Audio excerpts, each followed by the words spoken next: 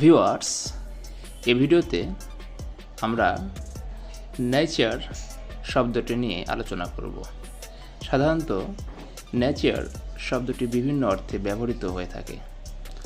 অনেকেই সঠিক নেচারের অর্থ এবং ব্যবহার সম্বন্ধে জানে না। পুরো ভিডিওটি কন্টিনিউ করুন। আশা করি নেচার সম্বন্ধে আপনাদের ধারণা পরিষ্কার হয়ে যাবে। শুরুতেই একটি সেন্টেন্স লক্ষ্য করা যাক। He devoted himself to the study of nature. অর্থাৎ তিনি প্রকৃতি অধ্যয়নে আত্মনিয়োগ করেছিলেন। আশা করি ভিউয়ার্স বুঝতে পেরেছেন এই সেন্টেন্সে নেচার শব্দটির বাংলা কী। কিন্তু তার মানে এই নয় যে প্রত্যেকটা সেন্টেন্সেই নেচার শব্দটির বাংলা প্রকৃতি হবে। নেচার এক এক সেন্টেন্সে এক এক রকমের অর্থ দিতে পারে। তো শুরুতেই নেচারের আর কিছু সিনোনিম দেখে নেওয়া যাক।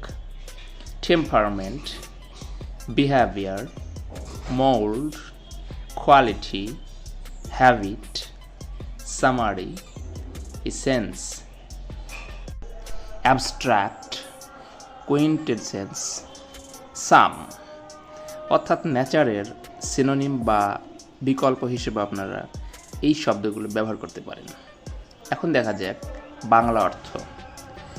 প্রকৃতি, স্বভাব, চরিত্র, সত্তা, আত্মা, নিসর্গ, অকৃত্রিমতা, আদিমতা। ভিউয়ার্স, নেচার শব্দটির বাংলা এরকমভাবে এতগুলো হতে পারে। ধন্যবাদ।